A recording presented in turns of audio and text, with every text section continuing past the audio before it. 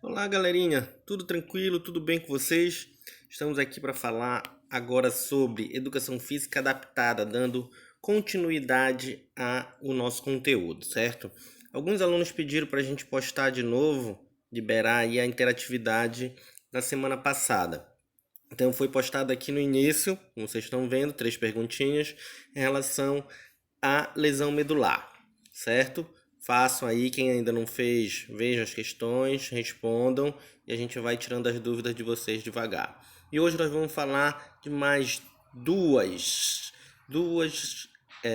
condições que vão gerar uma deficiência físico-motora para as pessoas, certo? Primeiro é a paralisia cerebral. Paralisia cerebral é o nome popular de encefalopatia crônica da infância, certo? Como a gente tem, é o nome mais vulgarmente, é o nome que a gente vai utilizar. E ele apresenta várias características, porém, qual seria a ordem dessa doença, certo? Trata-se de uma desordem do movimento causada por uma lesão não progressiva do cérebro em desenvolvimento. Ou seja, acontece normalmente no intra na formação na vida intrauterina, na formação do feto ou na hora de nascer. Normalmente é ocasionada por uma hipóxia ou por uma falta de oxigênio mesmo. A hipóxia é uma baixa de oxigênio ou uma falta de oxigênio mesmo, certo? Que vai fazer com que determinada porção do cérebro deixe de funcionar, certo? Há uma morte de um tecido aí. Então, de quanto foi acometido esse cérebro, quanto que vai ser o grau de deficiência que esse PC, essa paralisia cerebral, ela vai apresentar, certo? Ah, como é que se divide esse grau? A gente antigamente falava que tinha grau 1, grau 2, grau 3, grau 4. Hoje em dia ele é classificado por severo, moderado e bem pouquinho. A gente vai chegar a falar disso daí lá, um pouco acometimento. Então tem situações em que as sequelas são praticamente imperceptíveis. A pessoa ela vive normalmente. Já outras que são muito perceptíveis, inclusive a pessoa ela quase não anda, quase não tem movimento, muitos espasmos, muitos movimentos involuntários. Então, essa pessoa ela precisa de um cuidado maior. Então a gente consegue ver a diferença. Então é difícil a gente classificar, a gente dizer quais são as características e tal. Então cada caso é um caso a ser avaliado de paralisia cerebral. Diferentemente do que muita gente pensa, normalmente o que é afetado principalmente é a parte motora, são os movimentos dessa pessoa, dessa criança. Algumas dificuldades cognitivas, sim, há um pequeno retardo. O que seria esse retardo?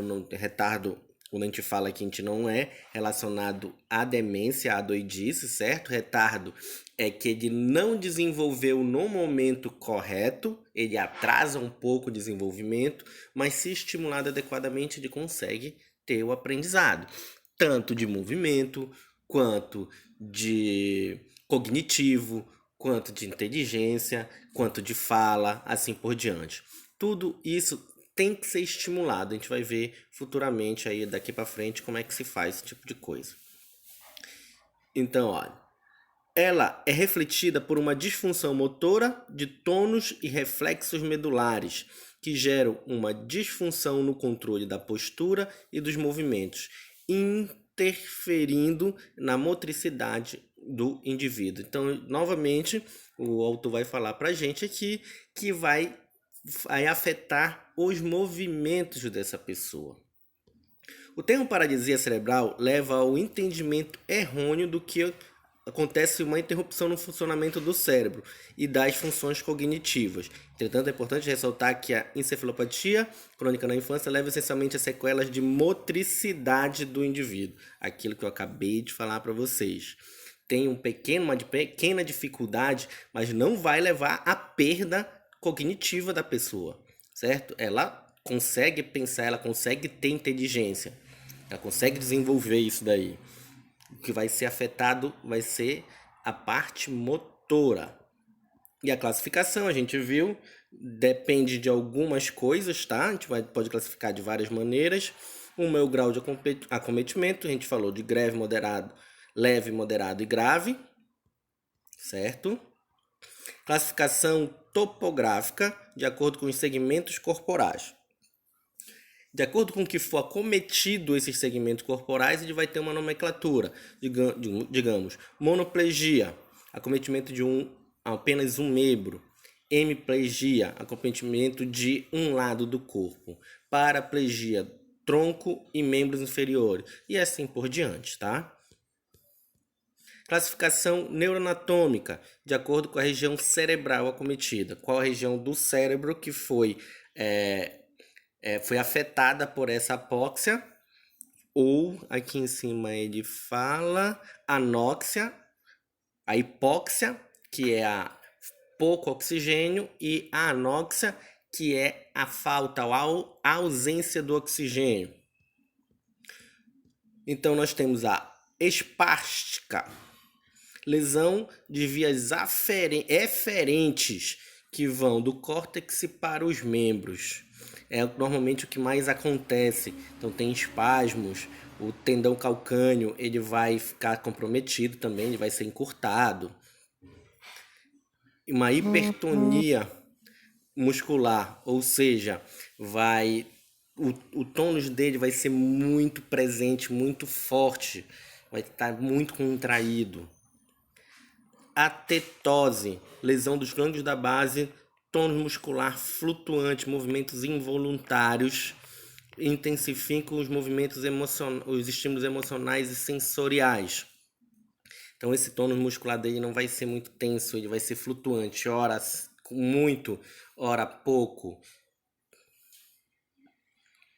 Uma hipertonia e uma hipotonia. Nós temos a ataxia, que já vai ser o contrário, vai ser uma hipotonia. O tônus dele já vai ser bem fraquinho, bem levezinho, como se tivesse pouca força para te sustentar, para movimentar alguma coisa. Aí, como não tem muita força, altera equilíbrio, altera coordenação, altera estabilidade de tronco e assim por diante. Características, nós temos N características, ao qual podemos estar falando do que?